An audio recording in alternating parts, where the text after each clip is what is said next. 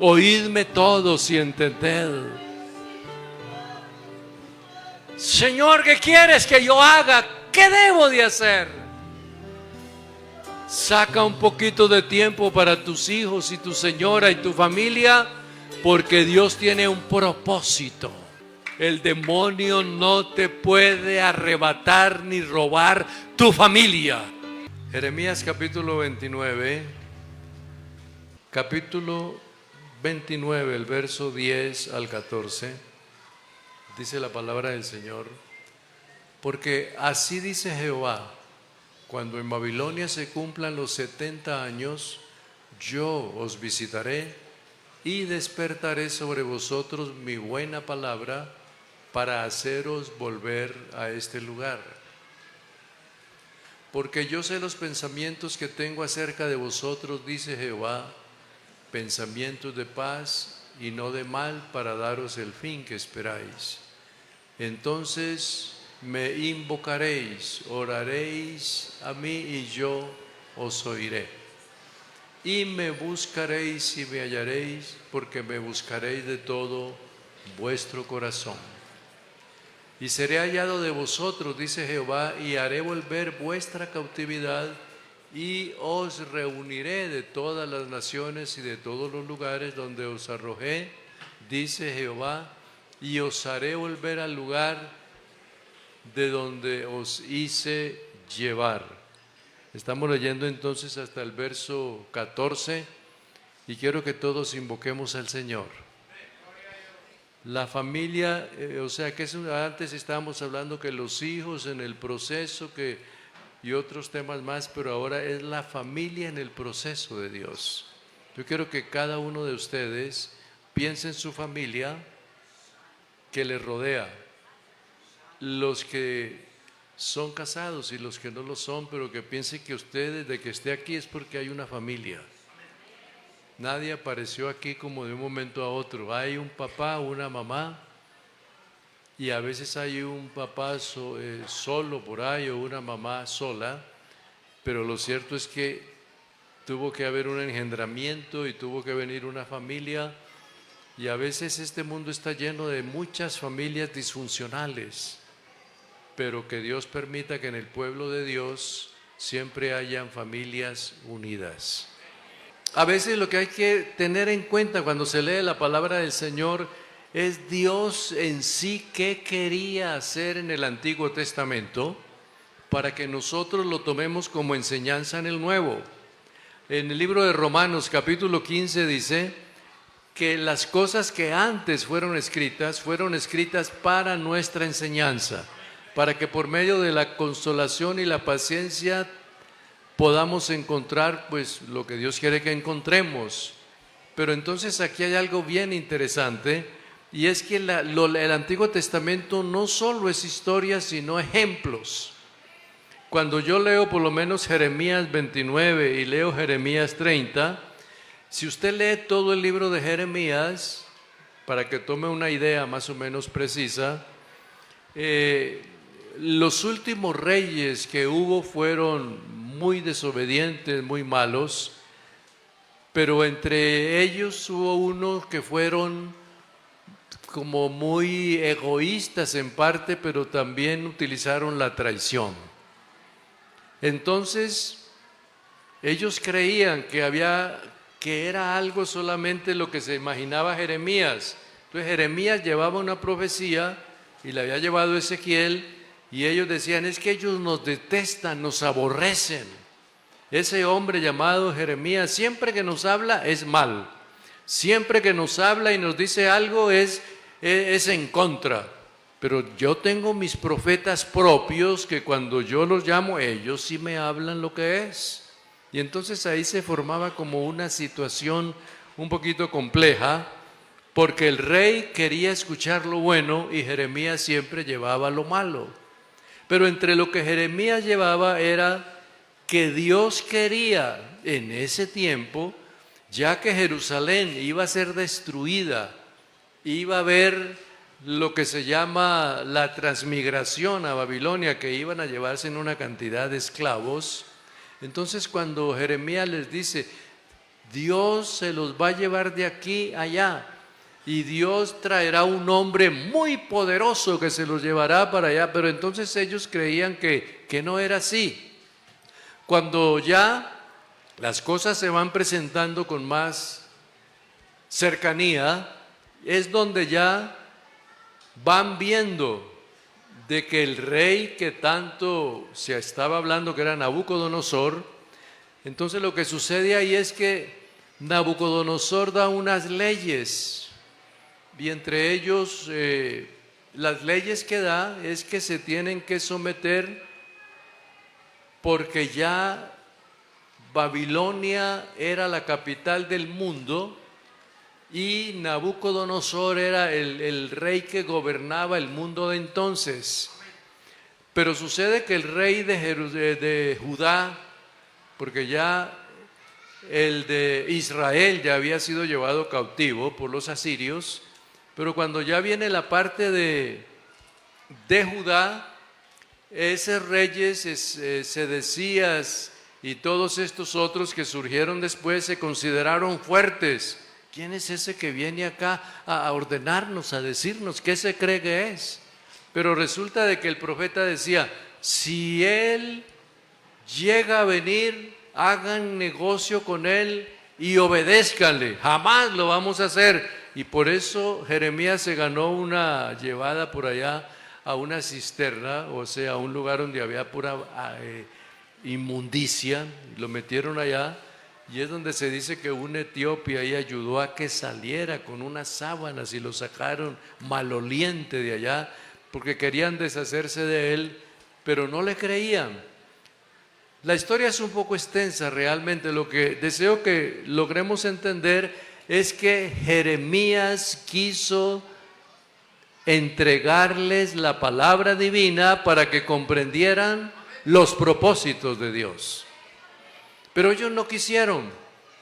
Por eso cuando lea Jeremías del capítulo 45 en adelante, al 50, 52, van a encontrar que lo que sucede es que el último rey, cuando ya fueron vencidos, entonces Nabucodonosor lo nombra como un regente, como una persona de autoridad, pero que no se gobierna sola, sino que la controla el rey.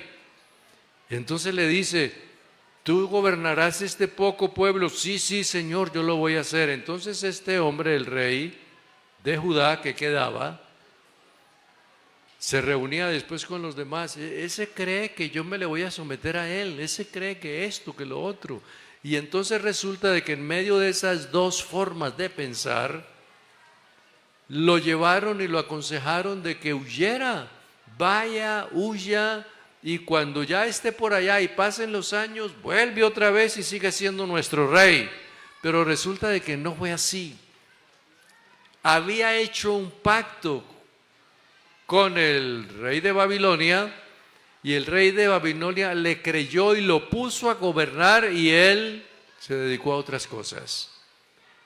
Cuando ya había sido prácticamente vencida Jerusalén y ya habían aguantado hambre, muchas mujeres se comieron la carne de sus hijos, había sido destruido un asunto, el otro, y el poquito de gente que quedaba, entonces ahí es donde ya este rey quiere como restablecer todo cuando no tienen ni siquiera ningún dominio. Pero entonces una madrugada, él le dice a uno de sus soldados o su ejército, o lo poquito que le quedaba, que le abrieran un hueco por allá en uno de los muros para él huir con su familia, desconociendo lo que Dios quería hacer en el propósito con las familias. Entonces ahí, ¿qué sigue? Que él se va, su señora, sus hijos, y huyen, y cuando salen ya se van porque llama el desierto de Tecoa por allá. Y entonces ya estando en esa situación, avanzan y avanzan y avanzan hasta que de pronto puede ser que él le dice a la familia, ¿vieron? ¿Vieron que tengo razón? ¿Vieron que aquello, que lo otro? Y ese rey que viene a darme órdenes a mí, Pero resulta que cuando va clareando el día, ya se ha dado cuenta el rey y los que estaban allí también controlando Nabuzaradán y todos estos, se van dando cuenta de la problemática que hay. Le dicen: mira, rey, se fue, se escapó. Y él dice: vaya y persíganlo y tomen los mejores caballos que hay, los van a alcanzar. Preciso, los alcanzaron. Entonces, cuando lo llevan preso a él y a su familia, lo que sucede allí es que se los llevan y el rey los está esperando. No los está esperando como con una buena noticia. Lo trata de traidor, de engañador, burlador. Entonces, entre esas cosas le dice: ¿tú sabes en Babilonia cómo se paga la traición? Entonces nadie le responde nada, porque es el hombre de la más autoridad que hay en el mundo de entonces. Pero le dice: mira tu familia. Ahí está la familia.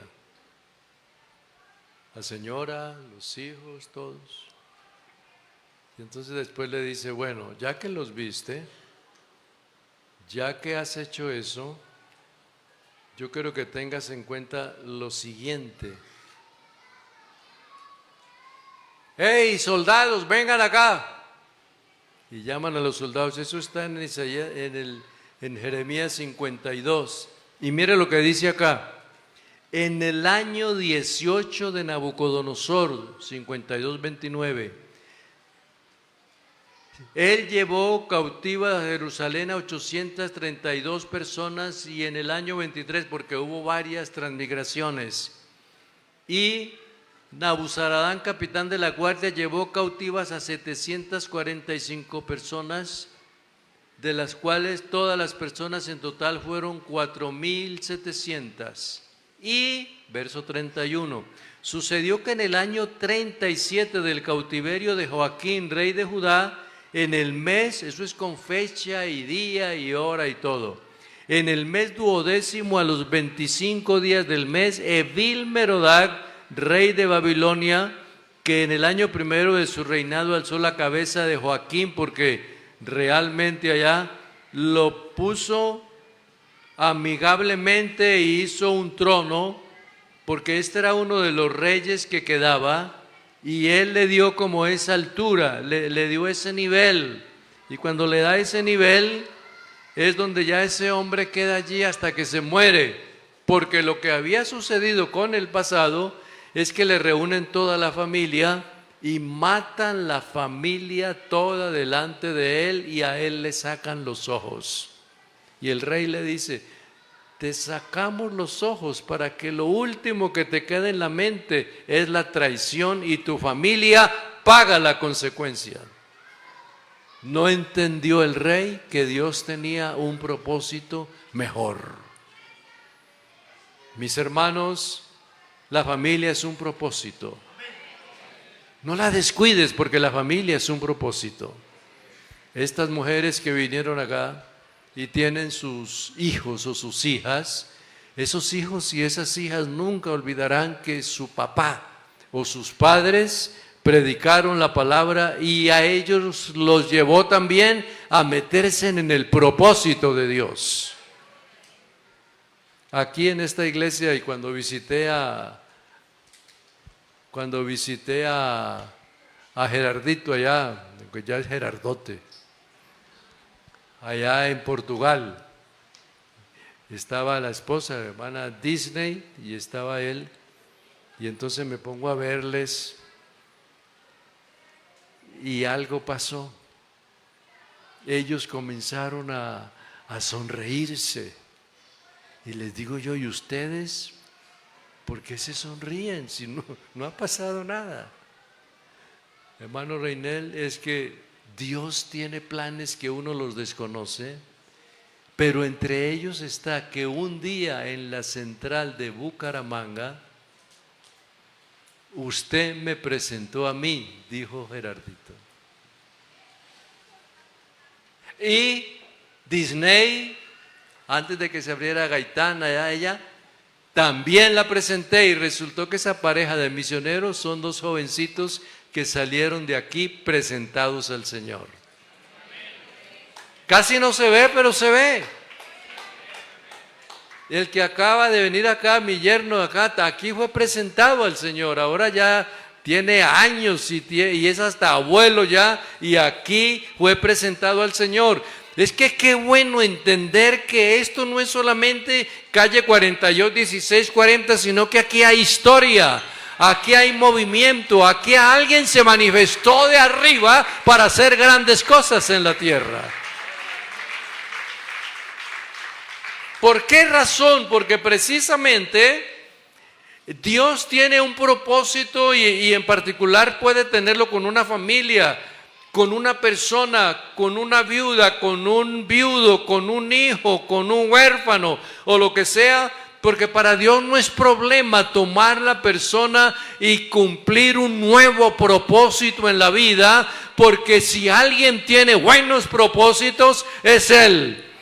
Y por eso leíamos acá: me buscaréis y oraréis a mí, y yo os oiré, y me buscaréis y me hallaréis de todo vuestro corazón, y seré para vosotros también Jehová, el que hace volver el lugar de donde os hice llevar. O sea que, permítanme emplear la palabra, pero en Él, como nos lancemos, caemos bien. ¿Sí me entendió lo que le quise decir? Caemos bien.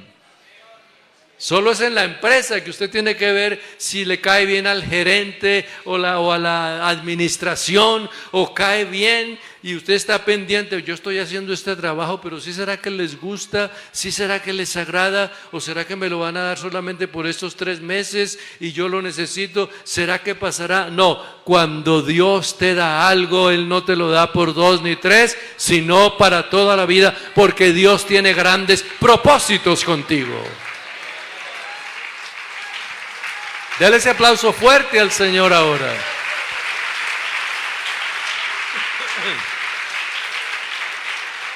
Las familias en Babilonia estaban cautivas. Permítame decirle que todas las familias estaban cautivas porque estaban presas allá. Cuando lea ese Salmo 137, junto a los ríos de Babilonia, allí nos sentábamos y aún llorábamos acordándonos de Sión. Y cuando nos pedían que cantásemos alguna de las canciones, porque había gente que tocaba muy bien instrumentos y todo eso había en la esclavitud, pero ellos, por más que ensayaban y todo, ellos querían, los babilonios, que cantaran para ellos, siendo decían: no cantamos canción de Dios en tierra de extraño. Algún día la cantaremos en nuestra tierra, porque era gente que aún metida allá sabía que Dios tenía un propósito grande fuera de allá. Sucede entonces que cuando se presenta esto, la importancia es lograr descubrir que estaban cautivos humanamente, pero ya no estaban cautivos espiritualmente, porque tenían al Dios de la libertad que estaba con ellos. Eso pasa como el trabajo que tiene el hermano Diego allá en la cárcel, que están tras las rejas, pero allá tras las rejas son libres, alabando y glorificando el nombre del Señor de gloria, porque hay muchos que están cautivos y andan en las calles, y hay otros que son libres y están en la cárcel. Es como algo como un poquito extraño, pero el propósito de Dios, ¿cuál es? Estos días fui a visitar a un hermano que es pastor allá en el departamento donde estoy sirviendo, en el Valle y el Distrito 25, y me pongo a verlo a él y a ver su familia y el lugar que Dios le ha dado para trabajar, un salón inmenso de grande allá, y sirve a Dios. ¿Y sabe quién era? Era un hermano que conoció al Señor en la cárcel allá en los Estados Unidos, y Dios hizo un milagro, y los expedientes, no sé cómo, pero de pronto desaparecieron esos expedientes, porque esa mano invisible de allá como que los quita y hace muchas cosas. Y él espera que le den esos 40 años y él esperando 40, dice, pero aquí no estás. Y él se queda callado. Busquen bien y buscan. No, ¿sabes? Lo mejor es que ya te vas a tener que ir de aquí. Y resulta que salió libre y hoy es ministro del Señor predicando la palabra. Propósitos de Dios. Dios tiene propósitos con alguien que esté en la cárcel. Dios tiene propósito con alguien que está metida en tu familia. Dios tiene propósito con alguien que aún es un niño todavía. Dios tiene propósitos que tú y yo no lo conocemos, pero oh Dios mío, que tú nos metas en tu propósito, porque los más grandes propósitos son los de Él. Oh, alabanzas. Cualquier día ya entonces,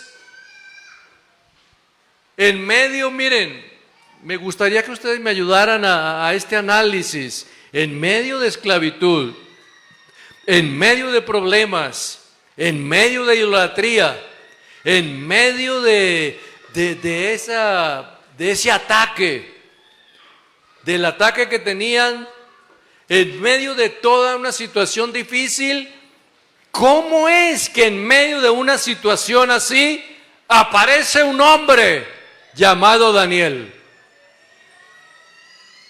Si usted me dice de un Daniel que hubiera nacido en el tiempo de David, que él era el rey, el poderoso, sí, pero es un Daniel que nace o es un Daniel que va levantándose la adolescencia en medio de ídolos y de imágenes y de todo, pero él guarda la santidad con su Dios en el corazón. Entonces quiere decir que el propósito que tiene Dios con Daniel, ni el mismo rey lo sabía, porque lo manda a llamar el Dios de Daniel es poderoso, el Dios de Daniel, adoren el Dios de Daniel. El mismo rey no entendía, pero Daniel sí lo entendía, la familia de Daniel sí lo entendía, y en medio de todo eso es donde ven ustedes que llegó a ser el poderoso allá, porque precisamente el propósito era que de una familia esclava saliera alguien que tuviera la oportunidad de orar. Se acerca este hombre por allá, se pone a clamar, a pedir a Dios, Señor, aquí estoy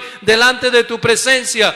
Y resulta de que en medio de eso Dios le revela, ¿sabes que ya son los 70 años? Ya son, ¿verdad? Sí, ya son los 70. Y él se lava su cara, se alista y se va donde el rey, ahí los persas, porque ya habían cambiado de imperio. Y entonces le dice, mira rey Ciro, este escrito que hay acá hace tantos años, que lo hizo un hombre profeta llamado Isaías, este hombre dice que tú serás instrumento de él y que tú sacarás un pueblo de acá y que le servirá a él. Y ese pueblo es el que está esclavo acá. Y ya ustedes ven que él da el decreto y salen de la esclavitud.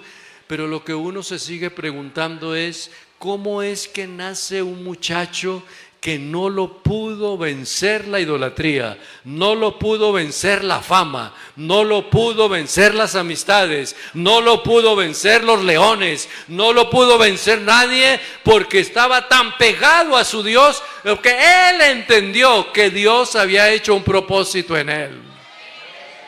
¿Quiere darle una alabanza al Señor? Si pudiéramos tener aquí en la mañana una buena cantidad de historia, pero así maneja Dios las cosas, así trabaja. Todos llegan allá a la hora, casi la hora del almuerzo. Y allá están, el primero que sale por ahí es Eliab. Este no es. Sama, este tampoco es. Este sí que es más alto. Aminadab, resulta de que, hombre, pero muchachos tan altos, tan fuertes, robustos y de guerra, y no es. Oye, ¿tienes a otro por ahí? ¿Pero cuál otro? ¡Ah, ya! Por allá hay uno, pero ese es un chiquitín que está cuidando allá las ovejas. Ese es pues por más que digas que ese es muchachito y chiquitín, no nos sentaremos a comer hasta que Él no venga. Familia pobre, hombre sencillo, y allá tranquilo él con sus cuerditas y con su onda, y allá las ovejitas y todo. Cuando hey, vete, necesitan. Dice, pero ¿qué pasó? No se me han perdido ovejas estos días. ¿Qué fue lo que pasó? Allá está el profeta. Uy, y el profeta, peor todavía, si cuando él viene hay juicio y hay profecías y todo. Bueno, yo voy a ir entonces, y cuando se presenta entrando al umbral, hay una voz que le dice, este es. Propósito de Dios cumplido allí, este es.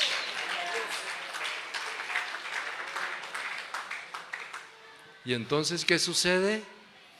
Que de allí surge la primera unción, el aceite, y ahí está. Y después la otra unción es en Hebrón, cuando ya tiene la unión de todas las tribus. Pero entonces aquí hay algo interesante. Ese muchacho sigue porque ahí comprende que Dios tiene algo con él. Yo quisiera que algún jovencito o jovencita esta mañana lograra entender que si se desliga del mundo, si deja pecado, si deja maldad, si deja malas amistades, no estás perdiendo el tiempo, estás conociendo el propósito de Dios en tu vida. Ese es el propósito. ¿Por qué nos llama de allá habiendo miles y la llamó a usted y lo llamó a usted y me llamó a mí? Cuando yo estaba allí parado, pues yo no sé, de pronto sería cuestión de la historia, pero yo me reí ahí, que vi que esto quedó tan estrecho, hermano Víctor, ahí, y yo me paré, y ahí estaban los adolescentes parados y yo en la mitad de ellos. Entonces cuando sacaron alguna foto dice, sí, adolescente, pero ¿y ese con esa cabeza blanca y todo eso también es adolescente? No, lo que pasa es que me paré para estar ahí, pero sí les quiero decir que para mí la honra más grande de la vida es que siendo un adolescente de 15 fui bautizado en el nombre glorioso de Jesucristo. Esa es la realidad. Si logramos entender los propósitos, ¿qué es lo que Dios quiere? ¿Por qué lo quiere? ¿Por qué tienes que ser tú? ¿Por qué tenía que ser David? ¿Por qué tenía que ser él y no era otro? ¿Por qué tenía que ser Salomón y no era Absalón, no era Adonías, no era Amón? ¿Por qué? Porque es que Dios piensa de una manera, pero lo que Dios necesita es una vida que logre comprender por qué me separa de aquí de las cosas. Y no es por otra cosa, sino para que comprendas que serás diferente aquí, porque Él tiene grandes planes contigo. Yo quisiera invitarles precisamente ahora, mire lo que dice la palabra del Señor acá. De una familia, Babilonia, y de una familia, las generaciones en los tiempos de Abraham, y de una familia, una monarquía. Pero yo quiero que tomemos en cuenta que esto precisamente que estamos viendo acá, de una familia, de una descendencia, es que viene algo que no lo entendemos bien, pero Dios nos lo hizo entender. ¿Qué? Que el nacimiento de Jesús fue diferente a todos los demás. La Virgen María, una muchacha casera, va y viene. Va ya a comprar los víveres, vuelve otra vez acá. ¿Ve esa muchacha como bonita, cierto? Sí, sí, sí. Ve. Y esa no es la que José está interesado en ella. Sí, ellos se van a casar pronto. Ah, ya. Pero resulta de que cualquier día María aparece encinta. Y cuando aparece ya, el primerito que ve eso es José, porque todavía no se habían casado, pero iba ya, porque tenían fecha de matrimonio. Y cuando la ve así le dice, piensa, dice, yo me voy a la madrugada y me voy a ir bien temprano y voy a decir que me voy lejos, porque para mí es muy doloroso lo que ha sucedido acá. Y parece que está arreglando la maleta o su túnica que tiene, su bulto que se va a llevar. Y cuando ya tiene todo listo y va acá, como que alguien lo para ahí. Un momento, no te vayas porque no es lo que tú piensas. Esa muchacha no te ha engañado ni te ha traicionado, sino que el Espíritu de Dios la ha tomado y algo grandioso ha sucedido allá. Y entonces, ¿qué pasó con José? Entendió los propósitos de Dios. Que Dios despeje nuestra mente para poder entender,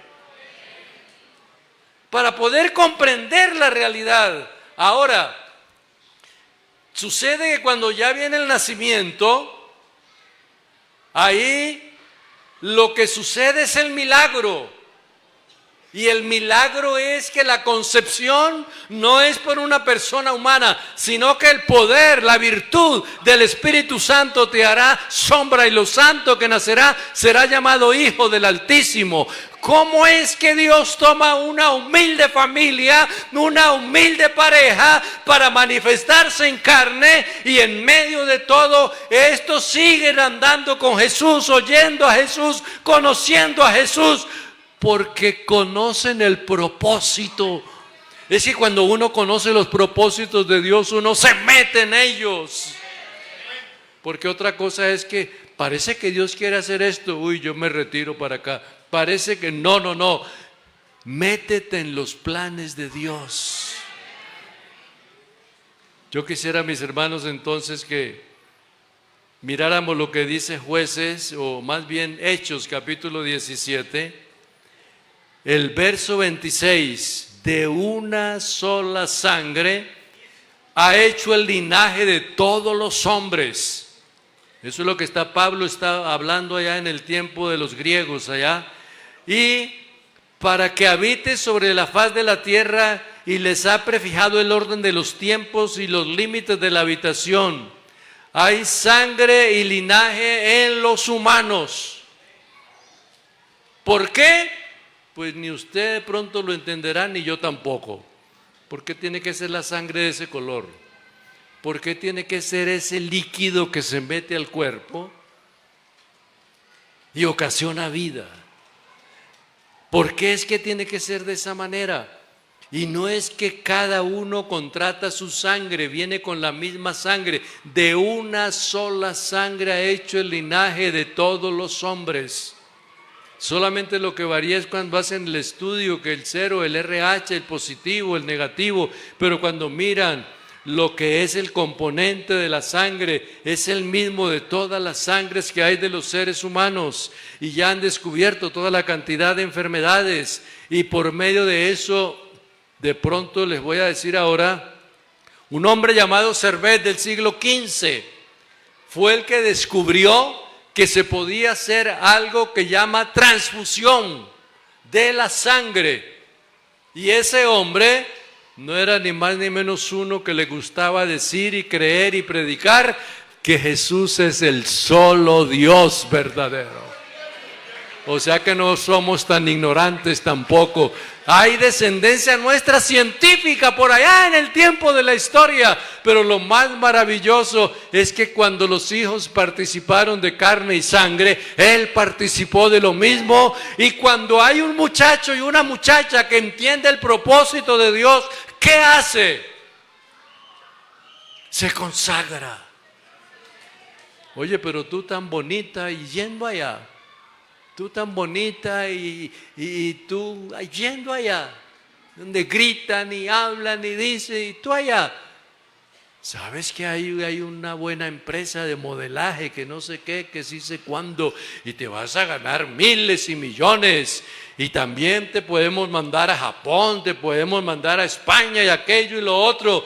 Y esa muchacha que quiere servir a Dios y conoce los proyectos divinos, que conoce lo que dice acá, el propósito de Dios, el asunto no es por allí. El asunto no es por el modelaje, el asunto no es por las amistades, el asunto no es por irme a ganar la plata. Yo sé que Dios tiene conmigo un propósito más grande todavía.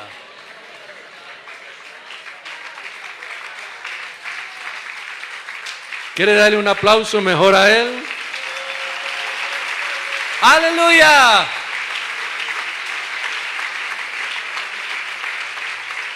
Estaba viendo ahora que hay algo que me llama la atención y lo que deseo que compartamos, pero por eso les quiero decir, el propósito de Dios tenemos que descubrirlo. Lo que pasa es que hay fallas que se cometen en la vida y son muy difíciles de corregirlas. Pero yo quiero que leamos este pasaje que está en Jueces capítulo 13.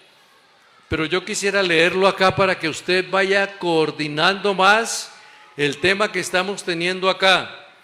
Dice Jueces 13:1. Jueces 13:1 dice: los hijos de Israel volvieron a hacer, ¿qué? Lo malo. Ante los ojos de Jehová, Jehová los entregó en manos de los filisteos por 40 años. Y había un hombre de Sora de la tribu de Dan, el cual se llamaba Manoa. Y su mujer era estéril y nunca había tenido hijos. Y a esta mujer le apareció el ángel y le dijo: he aquí, tú eres estéril y nunca has tenido hijos, pero concebirás y darás a luz un hijo. Ahora le da la instrucción: no bebas, no tomes sidra, no comas cosa inmunda, pues he aquí que concebirás y darás a luz un hijo, y no pasará navaja sobre su cabeza, porque el niño será nazareno desde su nacimiento, y él comenzará a salvar a Israel de la mano de los filisteos. Y la mujer vino y se lo contó a su marido, diciendo: un varón de Dan vino, y cuyo aspecto era como de un ángel, y me dijo esto en gran manera, y no le pregunté entonces su nombre, y me dijo: he aquí que tú concebirás y el niño será nazareo, y todo esto. Entonces esa es la situación de Sansón. Sansón recibe la mamá y el papá instrucciones. ¿Para qué? Para que el que venga tenga una conducta como debe de ser. ¿Por qué? Porque viene con un propósito divino. Pero si ustedes analizan la actitud de papá y de mamá, era débil. Me gusta la muchacha que está allá, pero aquí también hay. Me gusta que, pero ¿por qué aquí no? Pero si hubiese habido como una actitud diferente: no, Señor, tú estás seleccionado desde allá y algo va a suceder. Un ángel nos dio las instrucciones y hasta yo le pregunté: ¿qué debemos de hacer con el niño? O sea que tú no te mandas solo, tú no te gobiernas solo. Hay uno que está proyectándote para grandes cosas. Entonces ya el muchacho, como vio que las cosas eran fáciles, se enamoró de esta, se enamoró de aquella, se enamoró de la otra, y en vez de hacer algo por Israel, lo hizo fue por su carne, buscando el beneficio, porque ni él entendió el propósito, ni él entendió los planes, ni los padres lo captaron bien los planes, y se perdió la oportunidad de haber tenido un juez que pudiera haber empleado la fuerza para lo bueno y no para lo malo. A uno le da tristeza cuando dice que cuando muere mató más de los de toda su vida, pero no dice que juzgó, gobernó, llevó, trajo y alegró al pueblo de Israel, no, todo lo hizo por él. Yo quiero hacerlo, tengo fuerza, me voy a vengar, voy a hacer aquello, voy. Dios no lo seleccionó para que se vengara. Dios no lo seleccionó para lo malo. Dios lo seleccionó para cosas buenas. Pero la persona tiene que entender, por favor, qué es lo que Dios quiere hacer con ella. ¿Cuántos de los hijos de algunos de nosotros se van dejando llevar por la influencia? Amistades, amigos. Y esas amistades, tú le pones cuidado todavía a esos viejitos allá, cuchitos, tu papá y tu mamá, que están obsoletos, atrasados. No, la historia es otra ahora. Pero cuando usted dice, por más que sean viejitos y sea lo que sea, ellos están cerca de Dios y Dios tiene grandes cosas con ellos que me lo cuentan también a mí. La vida de Sansón fue una vida triste, dura.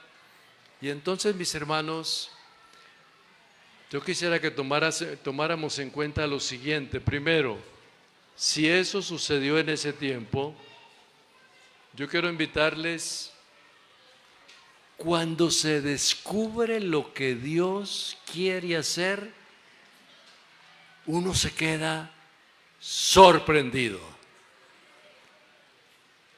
No sé si usted se ha dedicado a pensar la personalidad de Timoteo.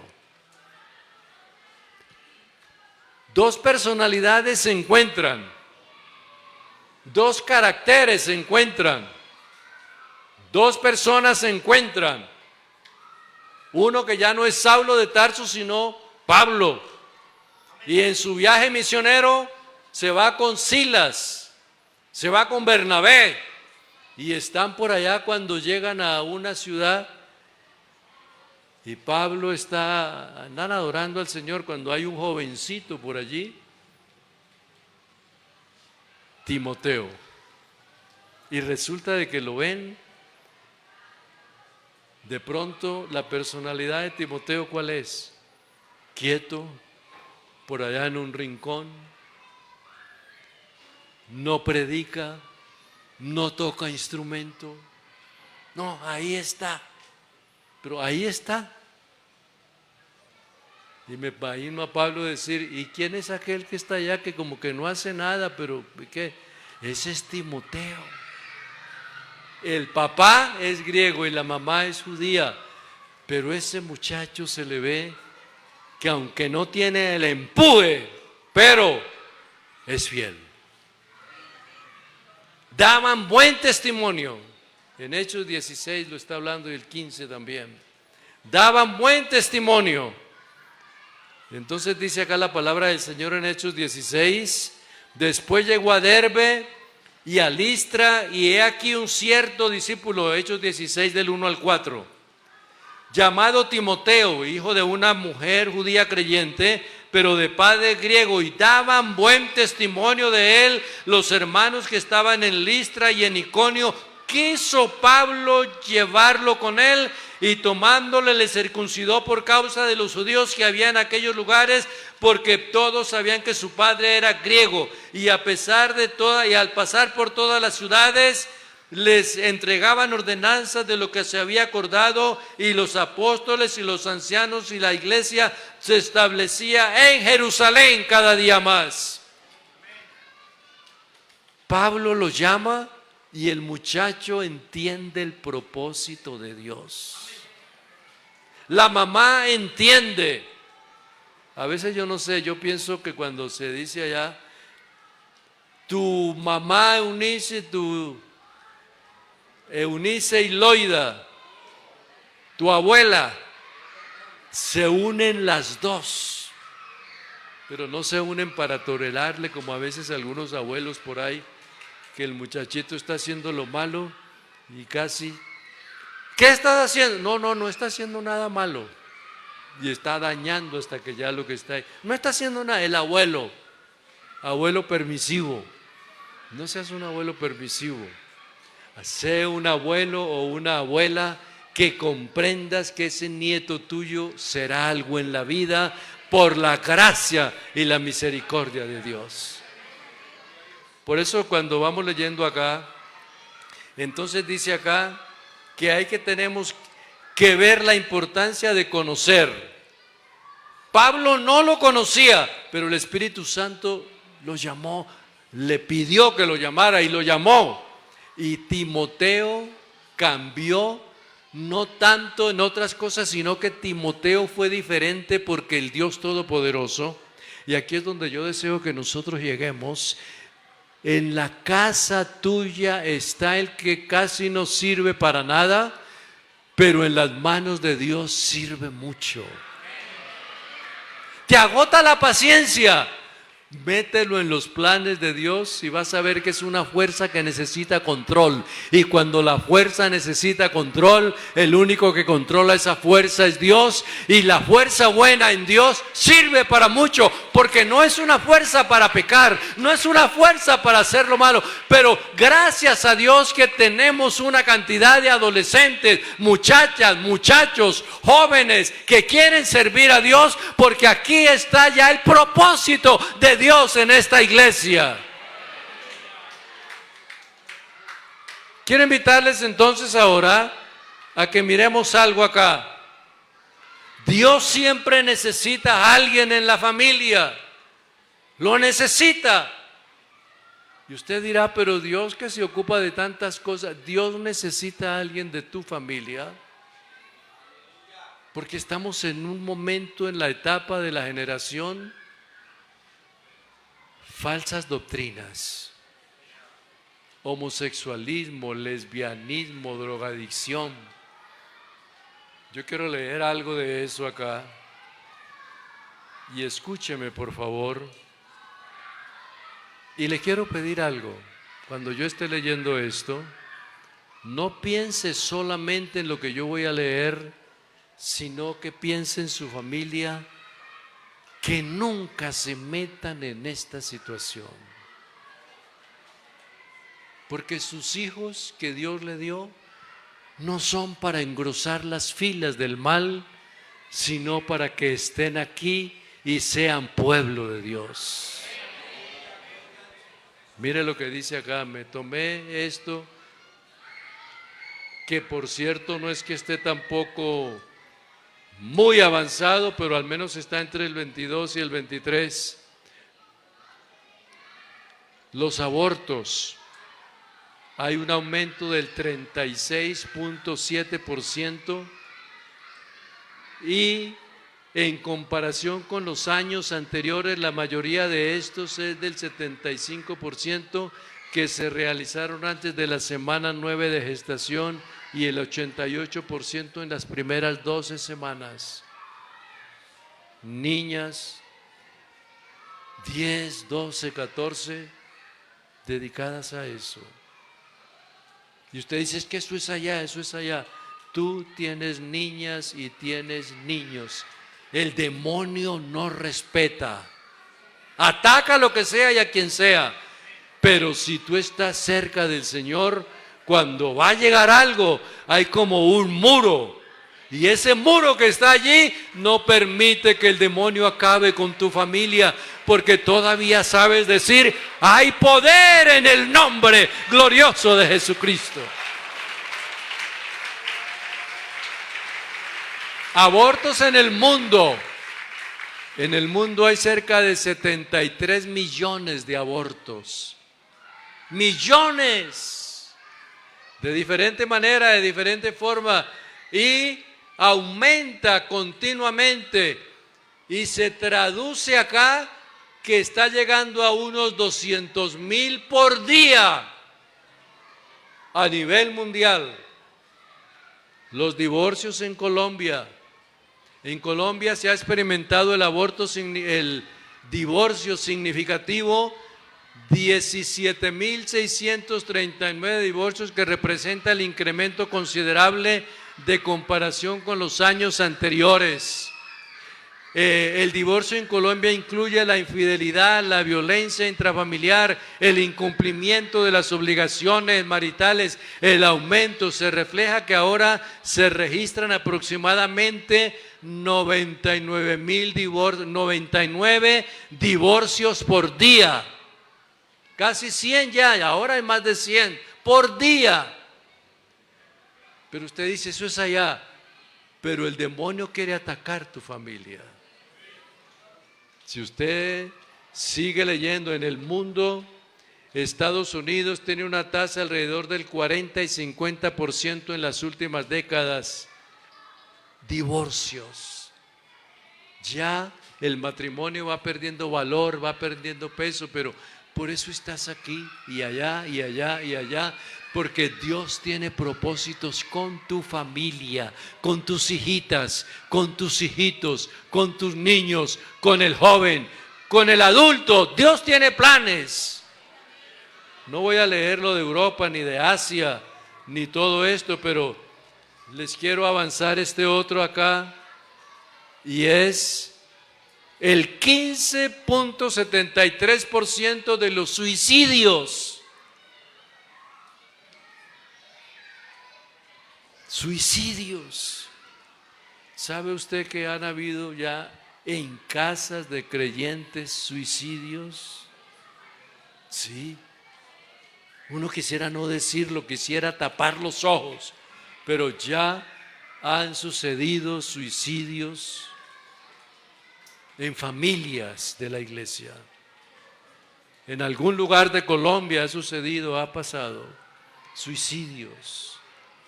Niños de 10, 12, 14 años que no quieren vivir. No han entendido nadie en esa casa el propósito de Dios. Por eso sigue diciendo acá, se calcula que actualmente se producen más, hablando ya en términos general, de 700,000 suicidios por año en todo el mundo.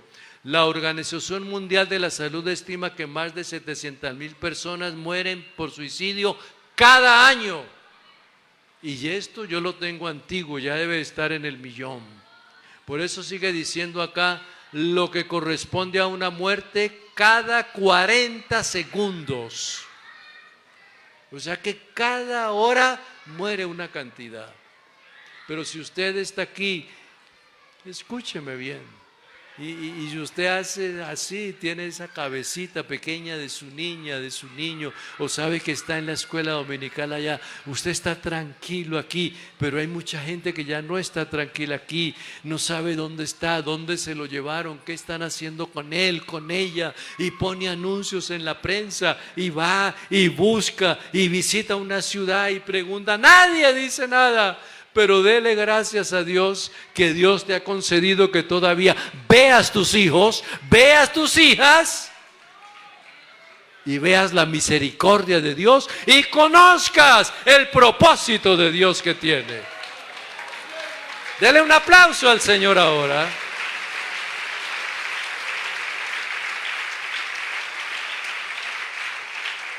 La drogadicción en el mundo sigue un gran problema global y se estima que alrededor de 296 millones de personas en todo el mundo usan drogas desde el 2021, y lo que representa el aumento del 22%, casi lo que viene desde el año 2010. O sea que aumenta. Yo escuchaba a una de las hermanas que estaba aquí que decía que le dieron que en ese pastelito y todo eso, es la forma. Lo dan en dulce, lo dan en un postre, lo dan en un líquido, lo dan en todo. Y hay una cantidad de gente cerca cuando salen los niños, te regalo esto, regalo. Y el niño, gracias, regalo. Están regalándole muerte, están regalándole droga. Y cuando llega a la casa ni sabe bien dónde está, ni cómo está, ni qué va a hacer. Ya, eso debe de ser por lo que no ha almorzado y algo así, pero no, hay otra cosa que está allá. La droga está persiguiendo tanto la familia que hay sistemas que ni los mismos padres saben. Vuelvo y les repito entonces lo que dice acá, que hay una cantidad de drogadicción ya, y el informe del Ministerio de Justicia destaca que en 2020 se registraron 126 muertes relacionadas con trastornos mentales. y el comportamiento asociado al uso de sustancias psicoactivas y defunciones por sobredosis en estupefacientes. La prisión. Tengo un dato acá, que hay más de 60,000 que cumplen arresto domiciliario. Hay más de 120,000 que se encuentran en las cárceles. Que Dios permita que tu hijo no esté metido en esas rejas. Que tu hija no esté en ese lugar donde tienen que pedir permiso para salir, para entrar. La ropa que ponen aquí tiene que estar acá cuidándola para que otro no se la lleve. La dormida, alguien cree que es que allá hay una cama amplia. No, tiene que pagar dónde va a dormir, así sea en el piso, porque hay gente que es dueña de ese piso allí.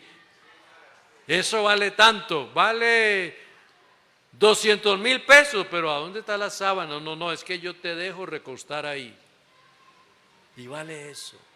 Y si quieres un lugarcito ya donde haya alguna tabla por ahí, vale 300 o vale 500. Pero es una sola tabla, sí, pero la tabla está aquí, no está allá, aquí está. La vida se vuelve tan difícil porque no se ha entendido bien los propósitos de Dios. Tú estás en una iglesia, escúchame por favor, que cada día se están abriendo obras. No sé si me entendió bien. Se están abriendo iglesias. Cada semana, cada día hay una obra nueva en Colombia. Tú tienes el obrero en tu casa. Tú tienes el pastor en tu casa. Pero tú te dedicas a otras cosas a última hora. ¿Por qué no te dedicas a conocer el propósito de Dios? Señor, lo que yo no pude hacer, aquí está mi hijita, mi hijito, que Él sí lo puede hacer, porque creo en el propósito de Dios en la familia.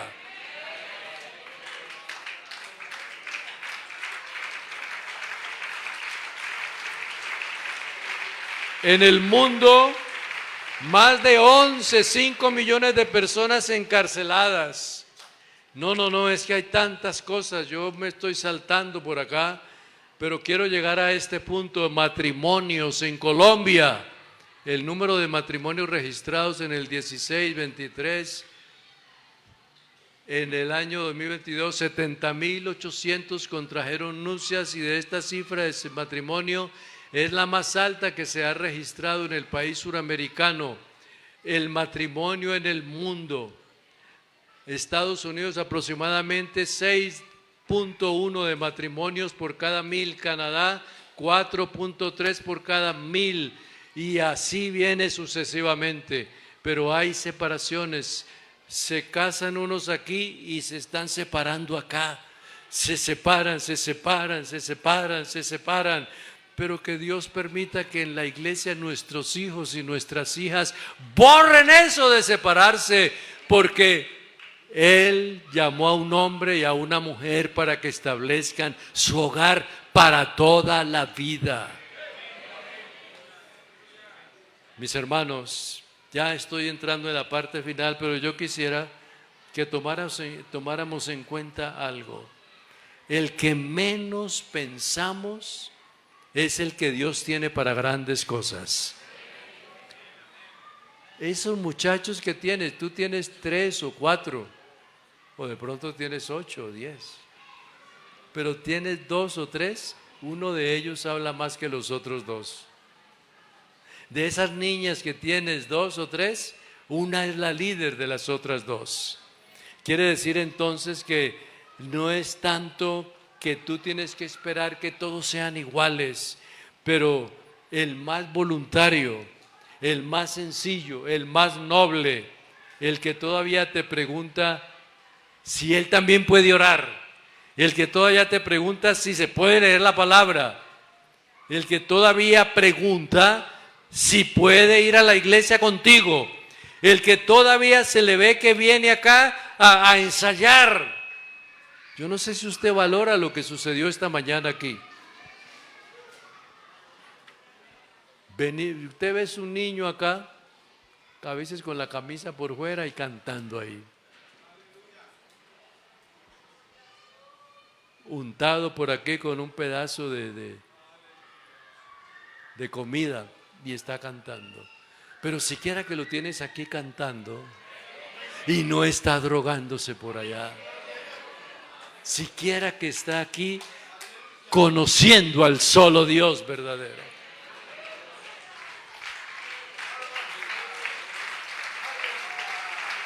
¡Alabanza! Quiero finalizar con esto que conmovió mi corazón. Cuando estaba en una de las iglesias en Colombia, en Cali, fui a predicar allá varias veces a eso que le llaman la olla. Nunca había visto yo una niña de 6 o 8 años drogada, tirada, y la mamá acá al otro lado. Y le digo yo, niña, ¿y dónde está tu mamá? Mi mamá es la que está allá, que vive con esa otra señora. Y por esa otra señora me abandonó a mí. Lesbianismo. Y por eso practico lo de que es drogarme por lo que ella hizo. O sea, drogarse por venganza. No, niña, no hagas eso porque no es para hacerlo de esa manera. Busca a Dios. Sí, pero mire, pastor, lo que hizo allá viven. Y ellas sí hablan y juegan y todo. Yo aquí tirada. Porque mandó más en la mente el vivir con otra mujer o con otro hombre. Porque lo mismo sucede allá con niños también. Mi papá allá vive con aquel otro. Pero, ¿y qué piensas tú entonces? No, yo voy a seguir el mismo camino. Y ojalá me pase lo que me pase. Hablan como de una manera decepcionada. Pero tus niños todavía están aquí.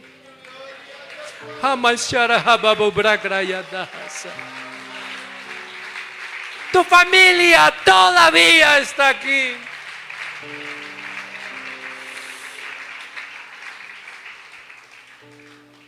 No todo se ha perdido. Yo quiero que esta mañana escuches, voy a leer un texto de la palabra que está precisamente aquí, y yo quiero dejar este texto en la mente de ustedes. Marcos capítulo 7, verso 14. Jesús dice, llamando a toda la multitud, les dijo, oídme todos y entended. Es que no es tanto oír sino entender. Los escribas oían, pero no entendían. El joven rico oyó, pero no entendió. La noche que llegó Nicodemo, oía, pero no podía entender. Muchos lo escucharon, pero no lo entendieron. Por eso él dice, oídme y entended. Entienda los planes que Dios tiene con los suyos. Entiéndalos, por favor. Estén en pie. Esta mañana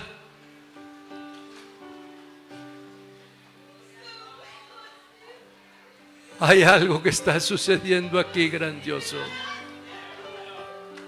El demonio no te puede arrebatar ni robar tu familia. Tu familia tiene dueño. Tus hijos tienen dueño. Y gracias a Dios por el programa ahora que ha hecho esta iglesia con su pastor Islas Dorcas, se puede entender perfectamente que todavía queda un propósito de Dios en la familia. Y permítame decir, si tu hijita ya casi no viene a la iglesia, esta oración que se va a hacer ahora, allá donde se encuentre, algo va a pasar. Mamá, ¿qué fue lo que sucedió allá? Yo sentí algo aquí. ¿Qué fue? ¿Qué fue? Que le clamamos al Dios Todopoderoso para que Dios cumpla su propósito en ti. ¿Sabes, mamá? Me dan deseos de ir a la iglesia, de alabarlo, de glorificarlo, como lo hacía cuando yo estaba de niña, que salía a cantar. Es que Dios ya está comenzando el propósito en ti.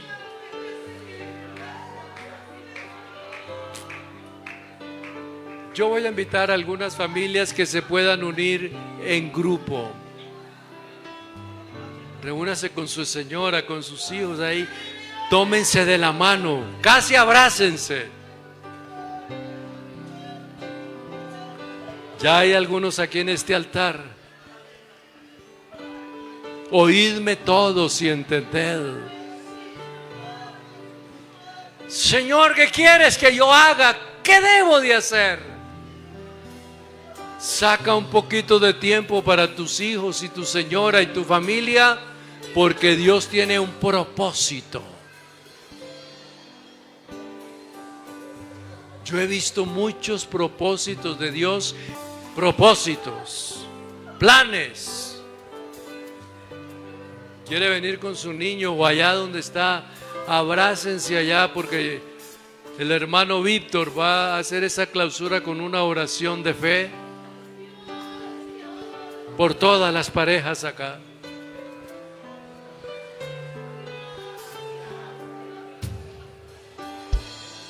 Saben, hermanos, yo veo que están avanzando acá. Sigan los que puedan avanzar acá. El mejor lugar para que Dios comience su propósito es el altar. Jehová cumplirá su propósito. Jehová me hará entender lo que quiere hacer conmigo. La edad que tienes, 8, 10, 12 o 15, y si naciste acá y tus padres vienen acá, es porque tiene un propósito. Si estás aquí y no estás haciendo lo malo allá, es porque vas entendiendo que Dios tiene algo acá. Dios les bendiga. ¿Alguien más que venga por acá? Mis hermanos, las estadísticas que les leí están atrasadas. Ahora están más altas. La pornografía crece cada día más. Colombia está entre las principales. Colombia está liderando una cantidad de cosas, drogadicción, vicio, todo. Pero ¿sabes qué es lo agradable?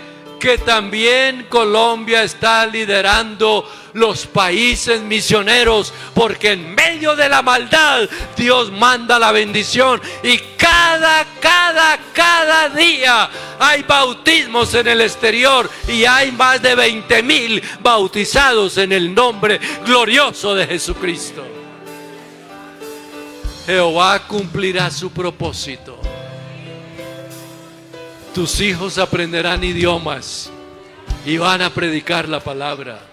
Tus hijos estudiarán música y van a servir a Dios en la música. Tus hijos estudiarán teología y van a conocer la palabra y la doctrina fundamental. Tus hijos son el potencial que hay para que Dios cumpla su propósito.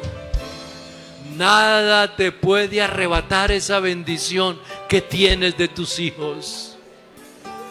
El demonio te ha querido llenar de complejo y de duda y de incertidumbre, pero fuera todo eso, porque tú eres victorioso en el nombre glorioso de Jesucristo.